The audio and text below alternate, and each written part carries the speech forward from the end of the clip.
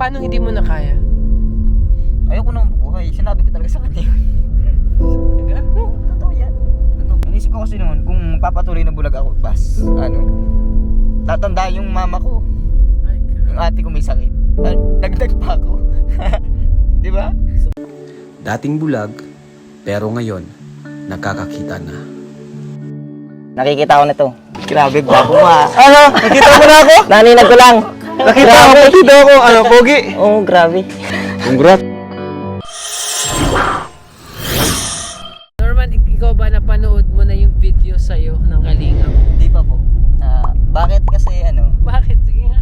hindi pa ako handang panoorin yung sarili ko sa kalagayan na hindi ko tanggap yun. Bali, hindi ko pa talaga kaya yun. Kasi babaw lang ako di ba? Kuya, Feeling mo na Dala ako sobra ng emosyon. Tapos, gusto ko minabasa kasi ako dati sa parang build yourself muna. Parang, dapat kaya ko na. Ganun. So medyo kinakabahan ka kung anong mapapanood mo doon. Opo, yun. Hindi ko talaga kaya pa. Kaya, bali kapag kaya Parang ko may samang nervyos o samang nahihiya ba o feeling mo ba nakakaawa sa sarili? Parang nakakaano sa sarili. Pero hindi ako naaawa na dahil ganun kami. Okay lang yung sa akin. Nahirap kami. Tanggap namin yun. Mahirap na kami talaga. Okay. Kaya nga kami natulungan. Kasi dahil sa ganung kalagayan namin. Pero sa sarili ko na, bakit nangyari sa amin yan? Hindi ko pa kayang tanggapin. Bakit ganun? And then mababaw ang luha. Mababaw lang ako. Kaya hindi pa. Pag dumating yung araw na yun, kaya ko na. Kaya yung mga tao na tumulong sa amin doon, na nasabi doon, na shout out doon, hindi ko pa talaga sila na ulit natatandaan. Kaya pagdating ng araw na yun, pasalamatan ko sila doon. Wow. Handa na ako nun. At nasa journey ka na ngayon nung sinasabi mo na i-build up ang Nagsisimula sarili. na yun. Ayan, nasa kalikot tayo kaya ayan, yun lang. Pero may nabanggit ka kanina, may mga questions ka na mahirap masagot. Marami. Bakit nangyayari yung mga hindi dapat nangyayari. Sa sunod-sunod kasi yung problema namin dati. Kaya Nagkasabay-sabay bakit? talaga. Hindi na ito natatapos yun na lang yung tanong na kasi ito yung pinakamalala kong persa, ito yung malaking problema ko. Yung mata ko dati sumabay pa itong matang to. Kaya nawala na yun sa matang yun. Kasi kami nun nagsimula yung paglabo ng mata ko. Yung pamangkin ko namatay yun.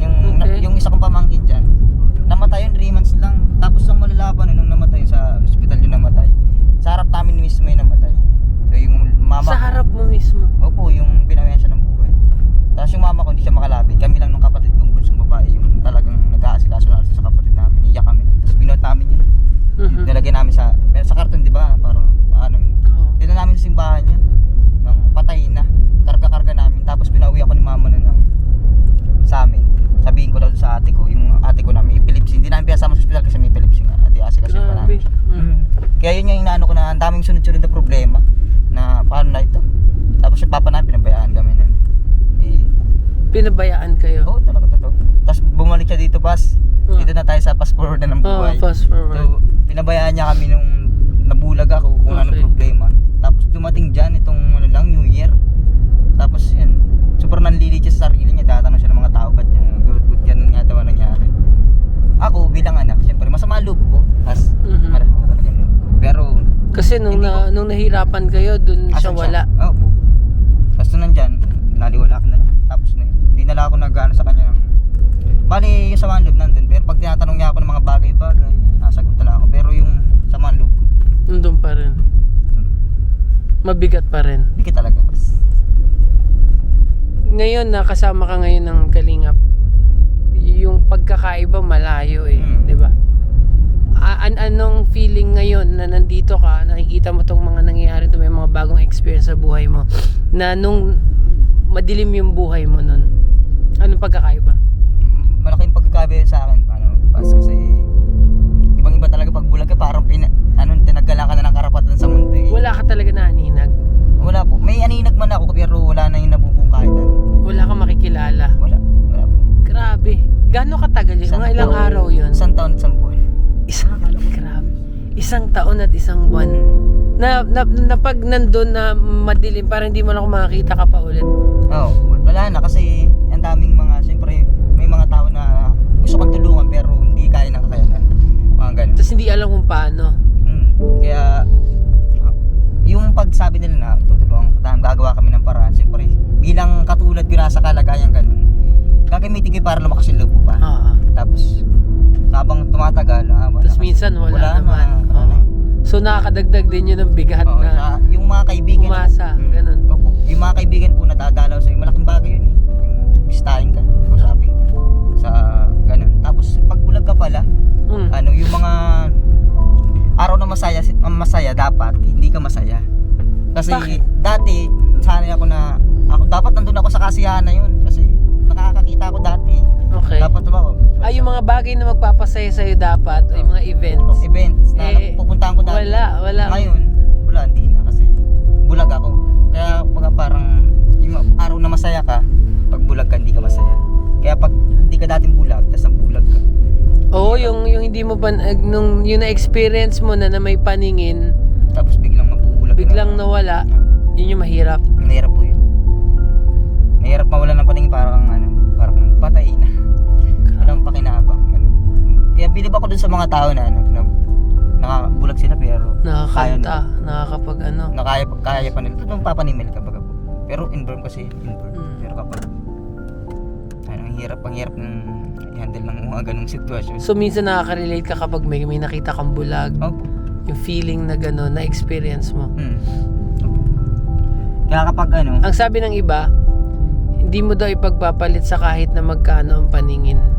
oo, totoo po yun kasi yan yung yan yung Bibigyan ka ng 1 milyon para hindi na makakita ulit ng 1 taon. Tatanggapin mo? hindi. Grabe talaga yung feeling pag bulag. Kaya nga bilang beneficiary sa Kalingap, ang makakita akong muli at maoperan mo ito. Daig pa ito ng mga pabahay na napagawa para sa Kumbaga yung impact sa isang tao, talagang kakaiba. mas dabis pa ito sa pabahay na matatanggap. Di ba hindi na ako pabahayan basta Grabe. yun lang ang pananaw. Magkaroon ng Saka ito lang naman yung namin. paningin. Ito lang, matanaw talaga. Kaya okay na. Saka huwag gumiling ng higit pa. Kumbaga, ito nang binigay. Contentment. Okay na. Oo. Mabula ako kasi nadadal na naman ako. Hindi, mas Di pa maganda handa nga eh. Ay, tsaka bawal ka daw umiyak yata. Hindi ma'am, magbuhat Di na ba? ng mabigat saka masuntok. Masuntok. Kaya magpakabait ka. Kaya wag makabait Hindi ka. naman, abet naman. Bro, itong natanggap mong ito na regalo ng Diyos, regalo ng Kalingap, ito ba hindi mo sasayangin? Hindi po. Parang to po eh. Pangalawang pagkakataon ng buhay ko to. Yun ang talaga dito. Saka yung bulag pa ako, dadasal ako sana kahit isa lang. Kahit Tutupad isa yun. Kasi mahirap yung wala talaga makita. Iyak na naman pas. Nadalo na naman. Hindi bro, kahit kayo tatanungin ko yung magmabuhay ka ng walang paningin, guys, mahirap yun. Hindi ka yung lahat ng ine-enjoy nyo, gym, basketball, di ba? Misis. Grabe. Yung pagtulong sa kapwa, di mo rin magagawa, di ba? Hirap nun. Kaya tama ka na more than material things. Parang ka ng paralyzed lang. Oo nga. Yun nga, sabi nga niya parang patay daw eh. Wala nang purpose. Paano mo kinaya naman yun? 1 year walang nakita, hindi mo lang makita ka ulit. Dun sa mga pagbibigay po ng pagbibisita ng mga kaibigan, pagbibigay ng pag-asa na tutulungan kita. Ganyan. Tapos siyempre, habang tumatagal may tutulong, hindi naman kaya nakakayanan. Pero sa akin, nakakapagpahaba yun hanggang sa dumating na sa punto na parang ayoko na talaga. Wala na itong pag-asa. So paano naman nakaabot yung 1 year na wala kang paningin tapos biglang may chance na biglang si Kalingap ay ipapasok? Nung mga time na hindi pa dumadating sila Kalingap para sa amin, talaga nagsabi na ako, hindi ko na kaya. Paano hindi mo na kaya? Ayoko nang buhay. Sinabi ko talaga sa kanya. Totoo yan. Totoo po. Dahil sobrang hirap. Yung kwento mo lang pagka-birthday ng isang Opo, sinabi ko yun. Tandaan mo po pala yun. Sinabi ko kay mama yan. Nag-usap kami yan. Kahit anong si mama yan, alam niya yan. So ano sabi niya? Wala, iyak siya. Anak, wag ganun. O tapos? Inisip ko kasi noon, kung magpapatuloy na bulag ako, tatanda yung mama ko. Ay, Yung ate ko may sakit. Dagdag pa ako. Di ba? so parang patong-patong ulit lalo. Kung magpapatuloy na bulag ako, adi, sarili mo na lang iputulin mo para hindi ka Grabe. napabigat. So ganun siya talaga katindi, no? Na hindi lang siya yung parang bulag ako, malungkot ako, kundi yung bulag ka na parang wag na akong dumagdag sa hirap ng pamilya na. Opo, pag dumating yung panahon na ganun. Kasi iniisip ko yung baka pag tandaan na naman talaga si mama eh. Pag bulag ako, matanda na, sino na? Paano na? So kasama sila sa pangarap mo ngayon sa buhay. Palagi naman po. Nice. Dapat kasama. So ngayon na meron ka ng paningin na sinagot na ng Diyos yung hiling mo, Tapos kasama sila sa tagumpay na mangyayari. kasama naman dapat ng pamilya eh. Pag kung ano kung ma-achieve mo, siyempre, sama sila. So paano nangyari yun? Nawawalan ka ng loob? Saan pumasok sila Kalinga Prab? Paano? Yung mga punto na sukul-sukul na talaga ako nun. Tulad na sabi nito ni Kuya Ian nung napanood niya. Yun po yung wala pa sila kalingip. Tapos biglang dumating sila. Tapos Paano sila dumating? ano, sa tulong ni Superman. So dumating sila. Doon ako na buhay ng pagkasabi ko, ito na talaga siguradong tutulong sa atin. Tapos yun, nagtuloy-tuloy yun. Hanggang sa pera na po ako. Galing. Kumbaga ito sa punto na bago dumating yung sabi ko, hihintayin ko na lang yung birthday ng pamangkin ko eh. Talagang gusto kong Ano gagawin mo? paano ko gagawin yung hindi nila alam kung ano gagawin ko. Pero pinaplano mo? Opo, pero paano ko gagawin? Bulag po ako.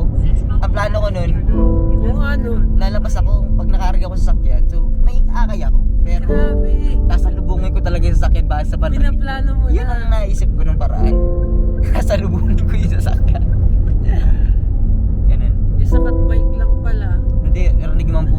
Lakas ng parinig ko nun. Napuan ka na. Napilayan lang. Lalo ka na yung apat. Lalo na. Anong na hospital? Hospital pa, no? Tapos, Siguro ano? dumating sila. So yung tulong na dumating din, no, nagpaplano ka ng mawala, magpakamatay. Apo. Tapos eksaktong biglang dumating yung tulong. Kaya ano yun, nasa tamang Kaya pagkakataon. tama yung sabi mo na parang Parte nga po yung prairie. So, Tsaka, talagang extension ng buhay Opo. na magkakaroon ng saysay. Plano mo versus plano ni Lord yun nangyari. Ano? Yung plano niya versus plano ni Lord. Oo. Yung plano Oo nga, niya, no, tapos ganda. na eh. Pero, Yung plano niya, tapos iba na yung to. plano ni Lord eh, no? Dumating Amazing. yun, iba yung plano ni Lord. Amazing. Nung ini-interview ko si Kalinga Prab last, bago matapos yung year, no, kung meron siyang pinagpapasalamat sa lahat na natutulungan, isa ka sa na-mention niya Oh bro, sabi sa akin na diba? parang lifetime of Iba accomplishment. yung achievement niya sa'yo. Oo. Yung sinasabi mo nga na higit pa yun sa babae, sinasabi niya nila. Kasi sobrang dami niyang tinulungan, isa yung sa'yo sa naaalala niya na pwedeng may impact din sa heart niya na nakatulong to sa isang taong to na parang buhay talaga to ang binigay eh. Parang hindi lang comfort eh.